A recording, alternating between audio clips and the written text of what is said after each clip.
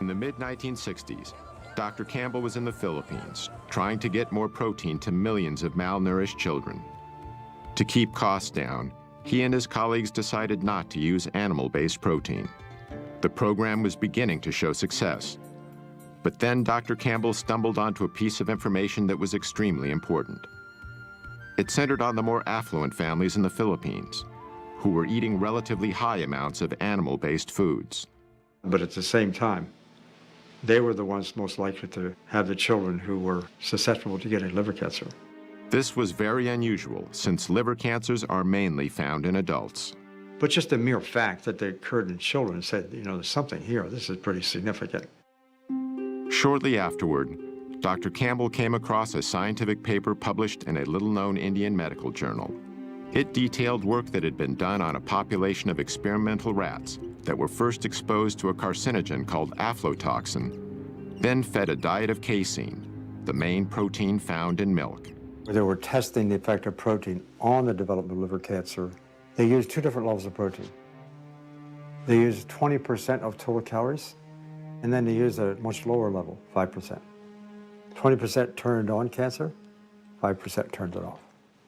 This Indian paper, together with what Dr. Campbell had learned about increased liver cancers in children eating animal-based foods, combined to create a decisive moment in his work and his life. Because we learned that animal protein was really good in turning on cancer. During the same time, the way Americans ate was changing, again. The number of fast food franchises was exploding, as more and more overscheduled Americans began using them as a convenient way to feed themselves and their families. While the fast food revolution was sweeping the nation, the rate of cancer deaths in America was continuing to rise. As a result, in 1971, President Richard Nixon initiated a program that was dubbed the War on Cancer. We are here today for the purpose of signing the Cancer Act of 1971. And I hope that in the years ahead, that we may look back on this day and this action as being the most significant action taken during this administration. On the front lines of this new war was Caldwell Esselstyn. By 1978, he was chairman of the Breast Cancer Task Force at the Cleveland Clinic. Yet he soon began to doubt the medical procedures he was using. No matter how many of these operations I was doing for women for breast cancer, I wasn't doing one single thing for the next unsuspecting victim. So Dr. Esselstyn started investigating the global statistics on breast cancer. One of the facts he discovered was that the incidence of breast cancer in Kenya was far lower than it was in the United States. In fact, in 1978, the chances of a woman getting breast cancer in Kenya were 82 times lower than in the U.S. Dr. Esselstyn was even more surprised by the numbers he discovered for some other types of cancer. In the entire nation of Japan, in 1958, how many autopsy-proven deaths were there from cancer of the prostate? 18. 18 in the entire nation. That, to me, was about the most mind-boggling public health figure that I think I'd ever encountered.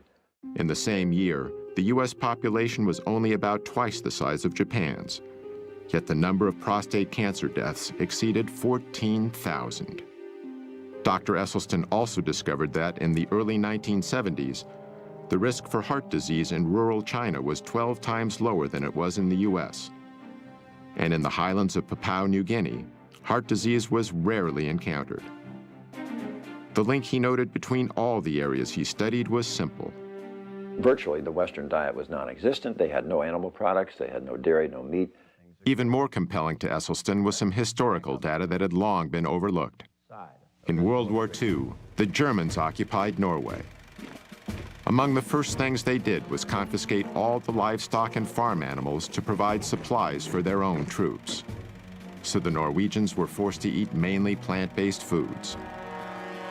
Now we look at the deaths in Norway, just antecedent to this period, from heart attack and stroke. 1927, 1930, 35, look at right up here, right at the very top, 1939. Bingo! In come the Germans. Immediately, 1940, wow, 41, 42, 43, 44, 45. Have we ever seen a population have their cardiovascular disease plummet like this from statins, from bypass surgery, or from stents? No. But look what immediately happened. With the cessation of hostilities in 1945, back comes the meat, back comes the dairy, back comes the strokes and heart attacks. I mean, it's such an absolute powerful lesson. But we didn't get it.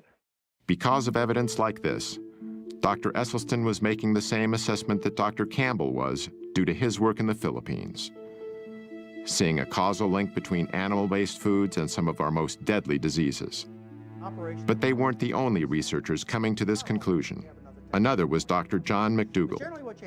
In the mid-1970s, he began practicing on a sugar plantation in Hawaii.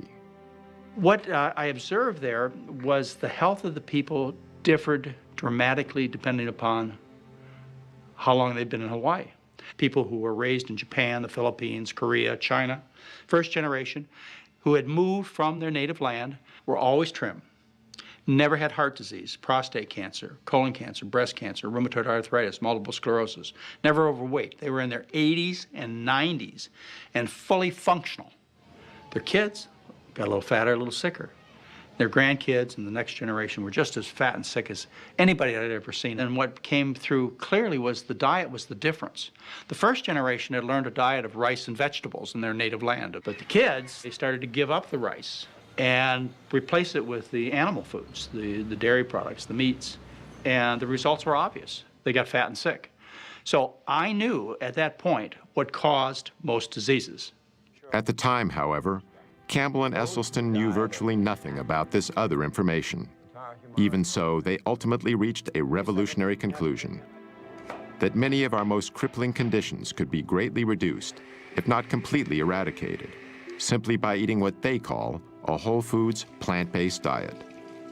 This means consuming foods that come mainly from whole, minimally refined plants, such as fruits, vegetables, grains, and legumes. It also means avoiding animal-based foods such as meat, dairy, and eggs, as well as processed foods like bleached flour, refined sugars, and oil. Campbell and Esselstyn's research in this field would change their lives forever.